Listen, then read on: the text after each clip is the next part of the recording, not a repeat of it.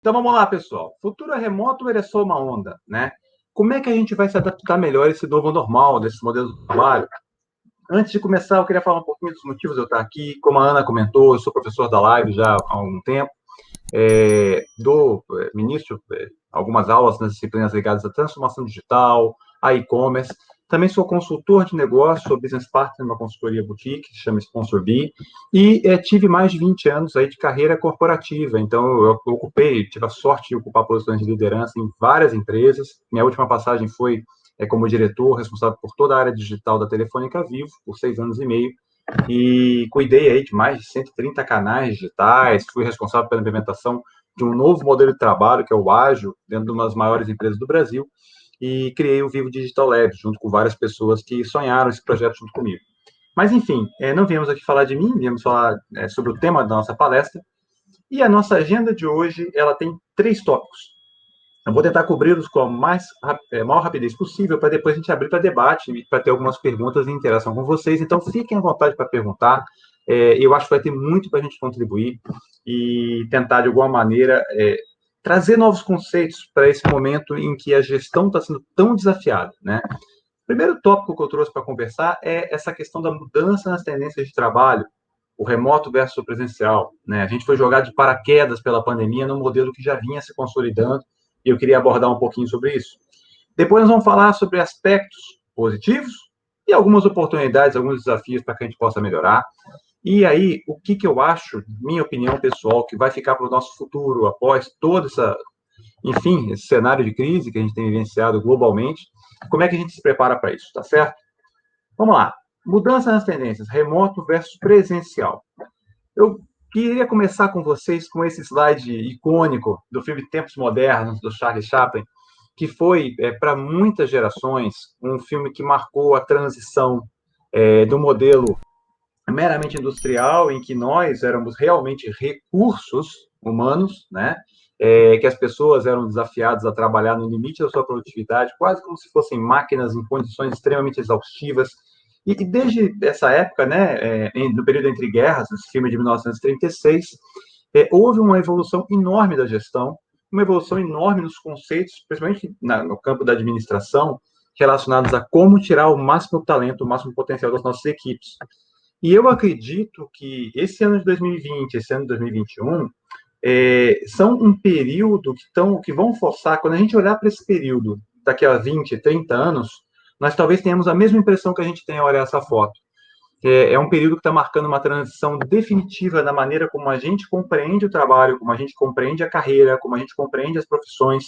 E por isso eu quis começar com esse slide. É uma provocação para que a gente reflita que tudo que está sendo discutido agora, como o Alex colocou muito bem, não é ainda um cenário definitivo. A gente está num momento de transição abrupta e o que a gente pode indicar ao longo do bate-papo de hoje são tendências, né? Então, eu preferi começar antes da pandemia para verificar o que disso é modinha e o que mudou de fato, né? Esse relatório é um relatório de uma das maiores empresas de recrutamento e seleção de executivos e talentos do mundo, que se chama Robert Half. E esse relatório é de 8 de maio de 2019, antes da pandemia. O que eles falavam?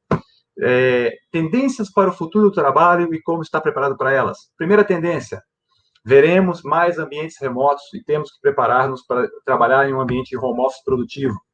As empresas líderes mundiais já estavam permitindo que seus colaboradores trabalhassem 1 ou 2 dias por semana em ambiente remoto, em ambiente virtual, e essas empresas foram as primeiras que se adaptaram a toda a transição do cenário pandêmico, né? Segundo ponto que eles trazem nesse artigo de 2019, que o conhecimento iria evoluir para a educação à distância, que as possibilidades do ensino à distância fariam nessa era do trabalho inteligente, da era do digital, de fato, que a gente precisaria continuar nos aprimorando com muita reciclagem, muito continuada, que ela aconteceria por ensino à distância também, né? Demandaria dos profissionais uma capacidade de autogestão tremenda, porque é o desafio que nós estamos vivenciando agora. A gente tem que gerenciar o nosso tempo de lazer, o nosso tempo de trabalho, nossa rotina para nós mesmos, nossa rotina para a família, nossa rotina para os amigos, nossa rotina, enfim, para as diferentes esferas das dimensões da vida. Que a estabilidade viria por meio de rede de contatos, que networking seria cada vez mais importante, que networking seria aquilo que possibilitaria ao profissional do futuro ter uma empregabilidade continuada. que as pessoas iriam mais e mais trabalhar por um propósito, assim como as marcas mais e mais se identificam com uma causa, assim como a gente tem os temas de ESG, né, que é meio ambiente, sustentabilidade e governança, e o líder mudaria seu papel de chefe, microgestor, controlador, para alguém que seria um facilitador da rotina de profissionais cada vez mais autogerenciáveis. Vejam, esse artigo de 2019 não é de 2020, não é de 2021. Então, já se via essas tendências acontecendo. Só que, de repente, aconteceu essa bomba que foi a Covid-19 e que transformou, né, essa piada aqui do marketingista, que ele falava que a transformação digital está a anos de distância, eu não vejo nossa companhia tendo que mudar, e de repente veio a Covid, todo mundo teve que mudar, e a gente foi impulsionado em direção a esse futuro que já era previsto no artigo da Robert Frost. Trouxe fotos aqui para poder nos lembrar do período de isolamento do ano passado, né? Mas essas fotos são reais, são de cenas aqui de São Paulo, de áreas que são extremamente movimentadas, em que não tinha ninguém durante o horário comercial, no início do isolamento da pandemia, em 2020, são fotos de abril de 2020, março de 2020. Mas o trânsito, de fato, foi muito influenciado pela pandemia, né? E um dos principais motivos de estresse em todos os colaboradores, nas pesquisas que existiam até então, vocês forem pesquisar sobre o assunto, como eu pesquisei e estudo, um dos maiores motivos de estresse, principalmente para as pessoas de classe trabalhadora mais baixa, é o deslocamento no trânsito. Né? Então, as possibilidades que vêm do trabalho remoto nos dão algum tempo extra para que a gente possa fazer outras atividades que não seja só deslocamento. Outra coisa que está acontecendo agora é que os escritórios aumentaram. Esses dados aqui são da XP Investimentos, são dados de mercado. Estamos aqui analisando lajes corporativas do mercado de São Paulo, que é o principal mercado corporativo do Brasil, e a gente vê que a taxa de vacância, que é essa curva preta, esse gráfico aqui, aumentou abruptamente para quase 20% nos escritórios dos principais centros comerciais da região de São Paulo, né? Porque as empresas começaram a devolver lajes corporativas, começaram a cancelar contratos de aluguel, começaram a deixar de ter despesas com ambiente físico integral 100% do tempo. E aí eu deixo a reflexão para vocês. Na hora que a empresa faz um corte de custo, faz um ajuste em sua base fundamental de despesa, eu, pelo menos Fernando, como ex-executivo, nunca vi essas linhas de custo voltarem no exercício seguinte. Normalmente as empresas continuam buscando eficiências e elas vão tentar continuar otimizando e reduzindo despesa. Então, um primeiro insight que eu queria deixar é que esse novo ajuste pós-pandemia, quando ele acontecer, vai ter um equilíbrio novo. Eu acho que grande parte das organizações não vão ter escritório, laje, para que as pessoas trabalhem 5 dias da semana, todos os tempos, em mesa fixa, tá? A depender da atividade, isso vai continuar acontecendo, mas não acho que todas serão assim. Outra questão que eu trago para a provocação com vocês, se as carreiras vão ser físicas ou digitais, né? Então, a gente tem aí desde um motoboy, um transportador que saiu de categoria, de subcategoria profissional, porque por muita gente era considerado assim, para uma profissão essencial, né? Então, olha que transformação inacreditável, né? De médicos que cada vez mais vão virar consultores de saúde e cada vez menos vão ser donos da razão, porque a verdade vai estar em algum lugar na nuvem, vai estar em algum lugar na informação digital, vai estar em algum lugar nos exames de DNA personalizados, vai estar em algum lugar nos robôs que fazem cirurgias. Arquitetos que cada vez mais vão ser desafiados a trazer sua criatividade para conceber novos espaços que integrem o físico com o digital, o trabalho com o lazer.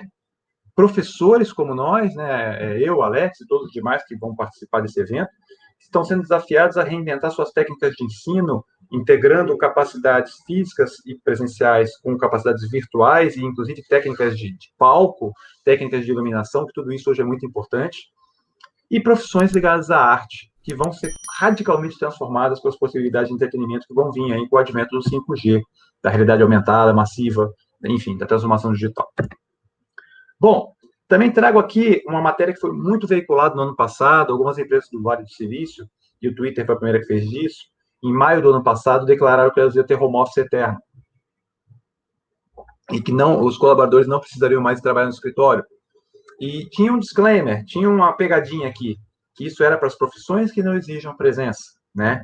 E o que a gente vê, que foi uma matéria que saiu dia 19 de abril, bastante recente, é que as principais gigantes de tecnologia do Vale, Apple, Google, Facebook, todas elas estão rejeitando o trabalho remoto em tempo integral. O Google soltou, a vice-presidente global de RH do Google, soltou uma nota afirmando que os colaboradores que tenham função que não seja 100% virtual, como programadores, alguns que trabalham em outros lugares do mundo, todos aqueles que trabalham perto do escritório têm que comparecer no mínimo uma vez a cada 14 dias com o advento desse recrudescimento da pandemia nos Estados Unidos. Tá? Então, o que as empresas estão vendo aqui? Estão vendo que a cultura está se diluindo, que não existe ainda uma técnica de gestão super adequada para que a gente crie uma cultura organizacional única, ímpar, característica, sem que as pessoas tenham momentos de integração entre elas. A criatividade está sendo muito afetada, a capacidade de inovação também. Mas, enfim, a conclusão desse capítulo do nosso bate-papo é que esse modelo de futuro é um grande enigma. Está tudo em transição, está tudo acontecendo. É um pouco da ideia que eu coloquei no início com o Charles Chaplin. Bom, fechando esse capítulo, vamos passar então para quais são os aspectos positivos dessa transformação e quais são os desafios desse modelo de trabalho, né? E aí eu começo com uma piada, né? Eu recebi isso recentemente, achei muito legal trazer aqui para vocês, que eu acho que muitos como nós estão se sentindo assim, né? A rotina do home office. Então, 8 às 9, reunião de planejamento do time, 9 às 10, reunião para marcar outra reunião, 10 às 10 e meia, conflito de reuniões aqui, reunião de liderança com reunião com o cliente, depois reunião a confirmar, depois reunião one-to-one, reunião junto, almoço encaixado em algum lugar aqui entre reuniões, tempo, e aí, enfim, qual que é o tempo para produzir? Meia hora? À noite? Né? Como é que a nossa produtividade está sendo encaixada e ajustada para essa rotina em que a gente tem que entrar pontualmente na hora que você começa as reuniões, o que é muito positivo, porque no Brasil existe uma cultura de atraso que afeta a dinâmica profissional e era uma improdutividade, vinculada ao excesso de agendas e que fazem com que a gente tenha um desafio que se chama fadiga de Zoom. Esse artigo é do TechCrunch, que é um dos principais sites de tecnologia do mundo, foi compartilhado pelo professor Silvio Meira, cara que eu respeito muito aí no LinkedIn. Recentemente eu vi o post dele e trouxe para vocês, comentando a diferença que faz no nosso cérebro fazer várias videoconferências em sequência. Isso aqui é o nosso grau de atenção, as ondas beta do cérebro, como elas estão se comportando, o nível de estresse vai aumentando conforme a cor fica mais amarela. E aqui é quando a gente faz intervalos, fica 10 minutos a cada 50 minutos de videoconferência. Então, fazemos 50 minutos de videoconferência, 10 minutos de intervalo, 50 minutos de videoconferência, 10 minutos de intervalo, o cérebro funciona muito melhor. Visto de outra forma, né, esse aqui é o nível de estresse, em amarelo, e esse aqui é o break, é o nível de estresse durante o break, em azul. Olha que interessante, se a gente não faz o break, olha como é que o nível de estresse vai aumentando, as frequências cerebrais vão se tornando piores, né, e vai se reequilibrando ao longo do período se a gente faz a devida pausa. Vejam que até isso é novidade. Os gestores, como nós, não tínhamos acesso a esse tipo de informação. Os profissionais, como nós, não tínhamos acesso a esse tipo de informação. Então, existe todo um conjunto de novas ferramentas de trabalho, novas técnicas, novas maneiras de produzir que ainda está em franco desenvolvimento. Né? As próprias ferramentas de videoconferência, como o Zoom mesmo, não funcionavam muito bem. Né? Uma possibilidade bacana que eu, por exemplo, vivencio com meu filho é da gente poder trabalhar tendo momentos como esse. Então, essa foto é uma das fotos que marca o período de pandemia, né? Marca uma das vantagens do home office. Eu tenho certeza que muitos de vocês que estão conosco aqui acham positivo que a gente possa fazer o trabalho estando junto com as nossas famílias. Né? Em outros momentos é negativo, a criança berrando, desafios do dia a dia, isso também se tornou normal. Né? Outra questão positiva a gente ganha tempo, como eu falei, de deslocamento de trabalho, ou, enfim, de estar num ambiente mais privado, para que a gente possa trabalhar outros aspectos do indivíduo que vão, com certeza, nos ajudar a ser melhores profissionais, como a meditação, como os exercícios físicos, as atividades físicas. Por várias pesquisas foram feitas, as pessoas estão fazendo mais atividade física, paradoxalmente, durante esse período de home office forçado. Essa foto aqui é de um desenho, né, muito famoso, da época que eu era criança, de um motorista que se transforma, é uma pessoa que se transforma, uma pessoa calma, tranquila, que se transforma num monstro, quando pega o carro para encarar esse trânsito das grandes metrópoles urbanas no mundo, né? No Brasil não é exceção. Então, assim, quanto que a gente deixou de ter de estresse nesse deslocamento, quanto que isso, de alguma maneira, otimiza nosso dia a dia, né? Então, resumindo aí alguns aspectos positivos desse novo modelo, a gente tem horários e ambientes que são flexíveis, o que é muito facilitador dessa integração vida real com vida profissional, que na verdade são uma só. Redução do estresse com deslocamentos. As empresas têm uma eficiência financeira, têm menos custos, né? Muitas pessoas têm declarado que estão fazendo hábitos de alimentação mais saudável, seja porque estão cozinhando, que foi uma das grandes tendências da pandemia, seja porque estão conseguindo ter mais consciência do que consomem durante o seu dia, e porque têm feito atividades físicas nos momentos de vale, entre reuniões. Mais tempo com a família. E para as organizações, tem um conceito que é muito interessante, que é o tal do Best Talent Anywhere. Qualquer empresa hoje pode recrutar o talento. A guerra por talento é global, principalmente nas áreas de tecnologia. Não é local, não é nacional. Então, qualquer empresa pode contratar o melhor talento em qualquer lugar do mundo. Tá? Quais são os desafios do home office? Né? A gente vê enormes dificuldades de comunicação, um nível de estresse e de atrito entre as pessoas. Quem entrou no emprego novo durante o período da pandemia e não fez integração física sabe muito bem o que eu estou falando, né? Como é que você constrói uma cultura corporativa quando não há momentos do cafezinho, não há momentos de descompressão, não há momentos daquela intimidade em que uma pessoa conhece um pouquinho melhor a outra, aquele momento do olho no olho que não é só pela câmera, aquele momento de ver o visual, de ver o gestual, né? Como é que isso se resolve? É muito desafiador, tá? Essa dinâmica de reuniões, né? E aí eu coloco a questão da reunião híbrida. Algumas empresas estão voltando a ter presença no escritório durante alguns dias da semana. Como é que você faz uma reunião produtiva com algumas pessoas por videoconferência e outros participando na sala? Principalmente reuniões em que você tem mais pessoas, né? Ainda não tem uma grande tecnologia, um grande formato que possibilite que a gente tire o máximo das pessoas durante esse tipo de sessão. Então, a maior parte ou vai ficar calada, ou vai ficar uma sessão mais expositiva, ou quem está em casa vai ficar desconectado. Então, isso é um desafio. Enorme dificuldade, que eu acho que todo mundo tem percebido, de separar trabalho do lazer. Qual é o momento do lazer? Qual é o momento do trabalho? A má notícia, gente, como disse Robert Hoff, isso vai ficar. Isso não é novidade, isso vai permanecer. Então, nós vamos ter que ser capazes de ter melhor autogestão e autoconhecimento. Um ponto que é um impacto da pandemia, mas que também tem a ver com esse novo modelo, é toda a questão de estresse, de burnout, as pessoas estão ficando esgotadas. O índice de depressão, tem empresas que estão chegando a ter 30%, 40% de profissionais com depressão diagnosticada, né? Efeitos na nossa saúde mental. De novo, a pandemia tem um grande efeito aqui, mas também essa dinâmica nova nos aflige de uma forma ou de outra. Muita gente sente falta dessa interação humana, do contato próximo, principalmente as pessoas que são mais táteis, né? Que necessitam disso, as que são mais extrovertidas em vários momentos, várias dimensões. E os espaços físicos nas nossas residências não necessariamente são adequados para uma boa prática com boa produtividade durante muitas horas de trabalho em home office. Então, esses são desafios que a gente mapeou. Enfim, fechando isso, nós temos um conjunto de aspectos bastante positivos que o home office traz, a gente tem um conjunto de aspectos bastante desafiadores que tem nos transformado como profissionais ao longo das últimas semanas e meses, né? E com esse cenário em mente, com a visão do que era, com a visão do que está acontecendo, como é que a gente se prepara para o futuro? Eu quis começar esse capítulo, antes de dar a abertura ao nosso bate-papo, ao nosso debate, com uma visão aqui da Michael Page, que é uma outra empresa que trabalha com recrutamento e seleção, e eles colocaram algumas características do mercado de trabalho do futuro, que eu achei muito pertinentes em linha com tudo aquilo que eu estudo e conheço sobre o tema, e com a minha experiência. Então, eu trago ele para vocês. Como é que eles veem isso? Né? E como é que, inclusive, a live está se posicionando muito bem para ajudar quem quer se desenvolver, quem quer fazer um curso de qualificação, a gente tem se preparado bastante para essa realidade, né? Primeiro, a gente tem que estar preparado para ter mais concorrência profissional. Vai ter mais competição, vai ter mais gente com qualificação, vai ter mais trabalho, né? Vai ter menos emprego. Então, quando ele fala que adeus trabalho de uma vida inteira, as empresas, em média, vão passar a contratar as pessoas por ciclos de entrega de projetos ou missões ou desafios específicos que têm início, meio e fim. E a gente, como profissional, tem que estar preparado para ter uma carreira multifacetada, para ter uma carreira que é construída em diferentes degraus de conhecimento ao longo de alguns setores, ao longo de algumas organizações, muitas vezes trabalhando de maneira independente, tá? Nós vamos precisar estudar mais, porque o conhecimento se recicla a uma velocidade que nunca foi vista na história da humanidade. Então, nós vamos ter que estar o tempo inteiro estudando para estarmos atualizados.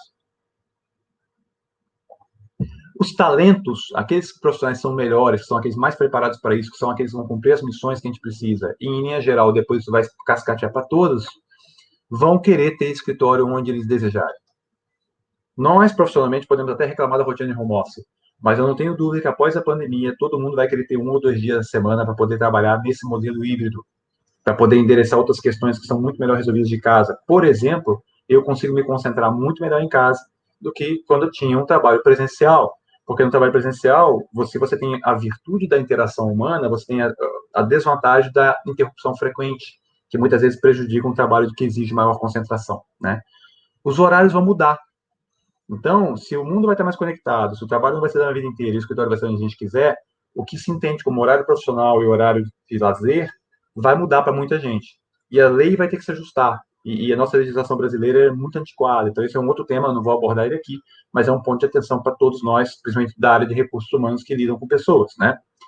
A tecnologia vai trazer novas soluções para que a gente possa produzir de maneira remota ou física com mais produtividade. Vai continuar existindo a globalização econômica, ainda que existam tendências de, enfim, de movimentos de isolamento, de tensões entre nações.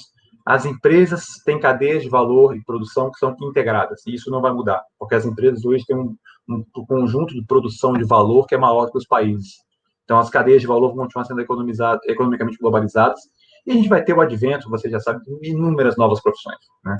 Já está acontecendo. Então, um monte de, por exemplo, cientista de dados é uma profissão super moderna que ninguém imaginaria. Designer, que vai fazer aplicativo. São profissões que há 10 anos atrás, 15 anos atrás, não eram sequer concebidas, né?